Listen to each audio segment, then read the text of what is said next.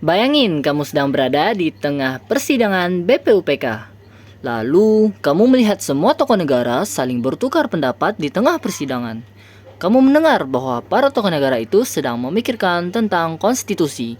Lalu kamu berpikir, konstitusi itu apa ya? Nah, bersama kami kelompok 3, mari kita bahas selengkapnya. Nah, kamu tahu nggak sih apa itu konstitusi? Konstitusi menurut Jimli Asidiki adalah hukum dasar yang dijadikan pegangan dalam penyelenggaraan negara. Konstitusi dapat berupa hukum dasar tertulis yang lazim disebut undang-undang dasar dan dapat pula tidak tertulis.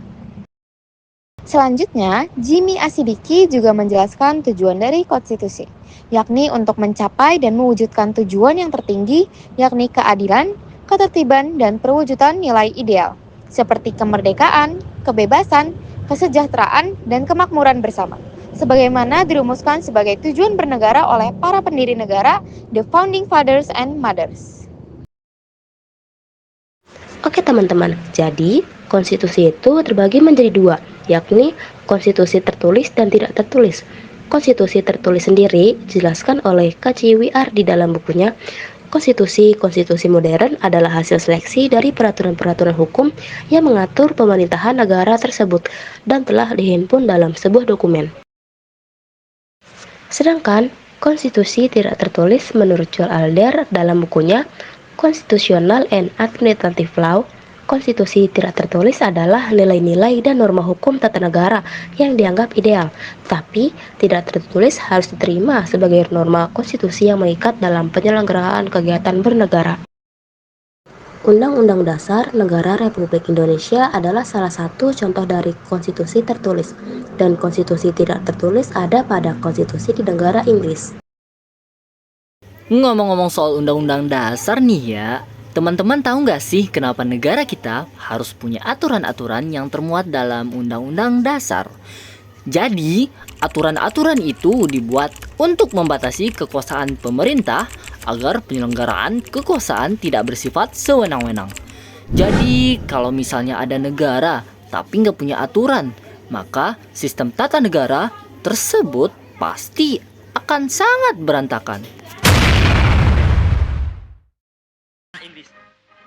Balik lagi ke Undang-Undang Dasar Negara Republik Indonesia tahun 1945. Sebagai konstitusi, Undang-Undang Dasar Negara Republik Indonesia mempunyai sejarah panjang sebelum disahkan. Dimulai dari perumusan panjang dari sidang pertama BPUPK pada 29 Mei hingga 1 Juni 1945 dengan tercetusnya Pancasila. Lalu terbentuklah Piagam Jakarta pada 22 Juni 1945 yang akan menjadi pembukaan dari Undang-Undang Dasar Negara Republik Indonesia tahun 1945.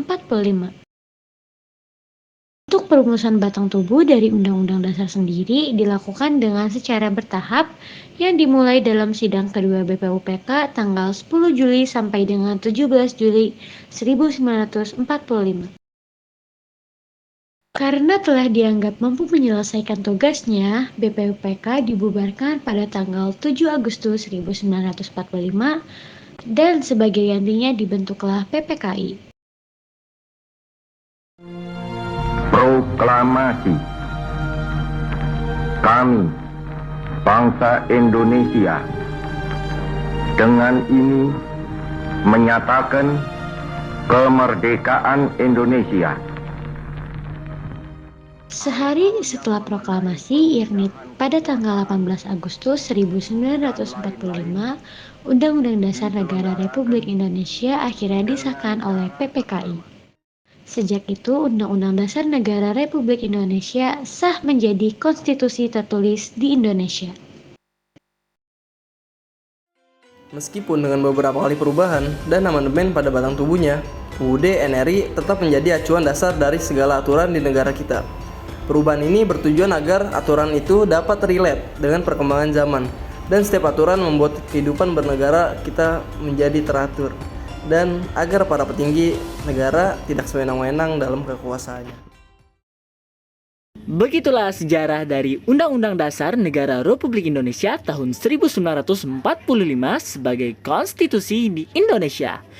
Tanpa adanya Undang-Undang Dasar, tentu kehidupan bernegara kita akan sangat kacau balau. Kami, kelompok 3 Pendidikan Pancasila, mengucapkan terima kasih kepada guru pendidikan Pancasila kami, Ibu Tuti Alibrata. Lalu, kepada semua anggota kelompok 3 yang telah berjuang keras dalam menjalankan tugas-tugasnya. Tak lupa juga kepada teman kami, Jonathan dan Renato atas bantuannya dalam pentas seni, dan juga kepada teman-teman semua atas perhatian dan dukungannya. Seperti biasa, sekian dari kami kelompok 3. Terima kasih dan wassalamualaikum warahmatullahi wabarakatuh.